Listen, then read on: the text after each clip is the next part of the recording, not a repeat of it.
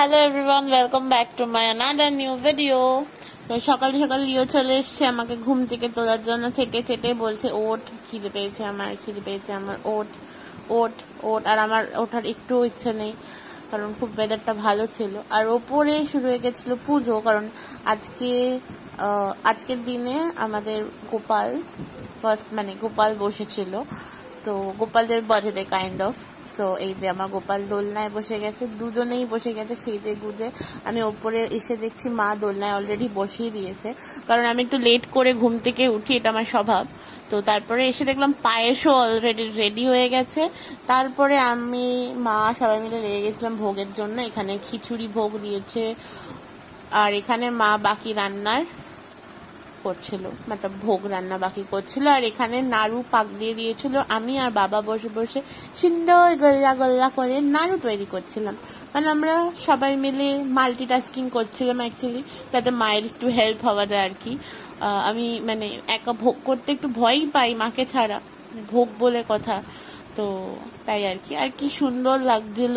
আর আমি জানি না, আমার ফোনে কিছুটা প্রবলেম হচ্ছিল, আমার অনেক ক্লিপস নিয়েছি কিন্তু ক্লিপগুলো ওঠেনি, বা ক্লিপগুলো বন্ধ হয়ে যাচ্ছে কেন আমি বুঝতে পারছি না। আর এখানে হঠাৎ করে ক্লিপ নিতে নিতে দেখছি দোলনা একা একা দুলছে। আমি আবার মাকে বললাম, মা দেখো দোলনাটা একা একা দুলছে গপু। মা আবার ড্রেস বাসিটা ঠিক করে দিচ্ছিল, হাতটা একটু বেশি বড় হয়ে গেছিল গপুর, বাট ইটস ওকে। আজকের দিনটা একটু না সাজুগুজু করলে হয়, বার্থডে বলে কথা। মা এখানে পুজো করতে বসে গেছে, মা মন দিয়ে পুজো করছে, আর আমি এখান দিয়ে পাশ থেকে ভিডিও বানাচ্ছি আর গপুকে দেখছিলাম। বেশ একটা আলাদাই পজিটিভ ভাইব চলে এসেছিল ঘরে।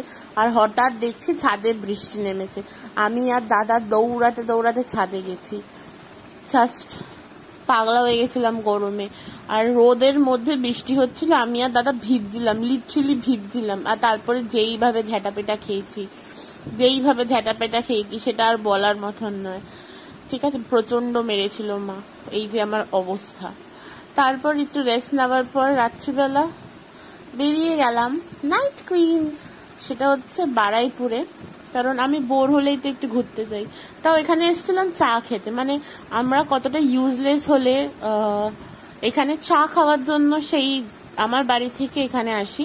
যাই হোক, আমাদের কাছে বহুত টাইম আর কি, বেসিক্যালি খুব বোর হচ্ছিলাম বাড়িতে থেকে, তাই জন্যই এসছিলাম। ফেরার সময় রাস্তাটা দেখে মনে হচ্ছে কোন জঙ্গলে চলে এসছি। এত ভয়ঙ্কর, এত ফাঁকা, এত অন্ধকার, কি ভয়ঙ্কর লাগছে। ওই বাইকের লাইট গুলো না জ্বললে মনে হয় বোঝাই যায় না যে ওখানে কোনো গাড়ি বা বাইক চলছে, এত অন্ধকার ওখানে। আর আমার খালি লাগছিল যে এখানে ডাকাতি হবে।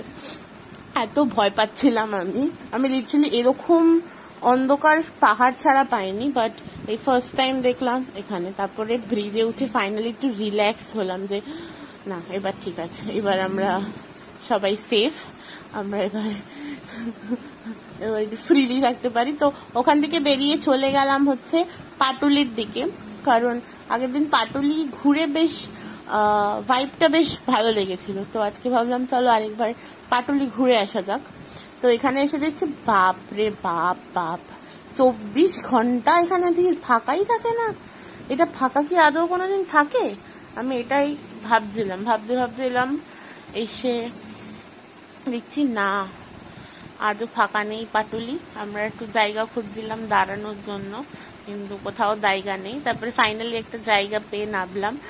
আজকে ভিড়ের মধ্যে একদম দাঁড়াইনি, আজকে এই পেছনটা এসেছিলাম, এসে একটু রিল্যাক্স করছিলাম। 3-4 মিনিট রিল্যাক্স করে আমরা চলে গেলাম ওই দোকানটায়, কারণ ওই দোকানটায় গিয়ে ওই ফ্যানটা আমি দরদাম করছিলাম, আর আমার সাথে আরেকজনও দরদাম করছিল, কিন্তু হেভি কিনলাম না আমরা, কারণ 350 টাকা ইজ টু মাচ এক্সপেন্সিভ ওই ছোট্ট একটা ফ্যানের জন্য। বাট এইগুলো আমার খুব পছন্দ হচ্ছিল, বাট দোকানটা খুব এক্সপেন্সিভ, কিন্তু জিনিসগুলো খুব কিউট, বাট কই না। তারপরে এখানে আমার বন্ধু বান্ধবরা সবাই খাচ্ছিল, আমি তো ফেট ছিলাম আজকে, কারণ বাড়িতে পুজো হয়েছে, আমি খেতে পারবো না এইসব, তাই আমি না খেয়েই চলে এলাম। বাট আমি ওইসব খাইনি তো কি হয়েছে, আমাকে মেন জিনিসটা খেতে হবে, সেটা হচ্ছে সেই আগের দিন খেয়েছিলাম আমি ওই জিনিসটার টেস্ট আমার মুখ থেকেই কেন জানি না যাচ্ছে না, মানে আমার মুখে চিপকে গেছে ওই টেস্টটা। এবার আগের দিনে সেই ফুচকার দোকানটা দেখতে দেখতে যাচ্ছিলাম, আমার মনে মনে খিস্তে দিতে দিতে যাচ্ছিলাম আর কি, যে কেন আমি এটা করেছিলাম নিজের সাথে। তো তারপর আস্তে আস্তে যখন আমরা বেরোই দেখি অনেকটা ফাঁকা হয়েছে। ফাঁকা হওয়ার পর দেখছি, আমি ভাবলাম এই কাকুর কুলফি মনে হয় শেষই হয়ে গেল। এই কুলফিটার জন্য আমি কিচ্ছু খাইনি, শুধু এই কুলফিটার জন্য অপেক্ষা করেছিলাম, কারণ ভেজ যেহেতু আমি তো বাইরে কিছু খেতে পারবো না, সেই কারণে আমাকে কুলফিটাই একমাত্র সেভিয়ার আর কি। কুলফিটা এত টেস্টি, এত টেস্টি, এত টেস্টি, এতই টেস্টি, এতটাই টেস্টি, মানে যে না খাবে সে বুঝতে পারবে না। আমি এই নিয়ে দুটো ব্লগেই বললাম এই কুলফিটার ব্যাপারে। যদি কেউ ওখানে যাও, মানে সবাই যায় মোটামুটি, তো গিয়ে একদম একদম ট্রাই করো। ওই গাড়িগুলো বাইকগুলো যেখানে রাখা থাকে সেখানেই উনি বসে, একটা ভুট্টা কাকুর দোকানের পাশে। সো মাস্ট ট্রাই, আমি বলবো মাস্ট ট্রাই। তারপর আমি কুলফি নিয়ে খুশি হয়ে 3-4টে ছবি তুলে বেরিয়ে পড়লাম বাড়ির উদ্দেশ্যে। অনেক ঘুরে নিয়েছি, ফিরে নিয়েছি। মা বাড়ি থেকে ফোন করছিল, তাড়াতাড়ি বাড়ি আয়, তাড়াতাড়ি বাড়ি আয়। সারাদিন উপোস করে আর ভালো লাগছে না। তো এই যে এটা দেয় না রু অফজাটা, এটাই মনে হয় টেস্টটা আলাদা চেঞ্জ করে দেয়। আর কি বলবো এটার ব্যাপারে। তো তারপরে বাড়িতে এসে করে ফেলেছি আমি আরেকটা গন্ডগোল। আমি প্রেসারে কোনোদিন ভাত করিনি, ফার্স্ট টাইম ভাত করেছি। ইভেন আমি জলের মাপটা না বুঝতে পারিনি। এবার প্রেসারের মানে ওই ফ্যানটা ফেলার জন্য সিটিটা খুলে দিয়েছিলাম, সিটিটা কেমন ঝর্ণার মতন উড়ে গেল, মানে পুরো ঘরে শুধু fan fan fan fan fan fan হয়ে গেছে। মানে আমি জাস্ট ভাবছি আমি কি ব্লান্ডার। তো আজকের ভিডিও যদি ভালো লেগে থাকে লাইক শেয়ার সাবস্ক্রাইব করে দিও। টাটা।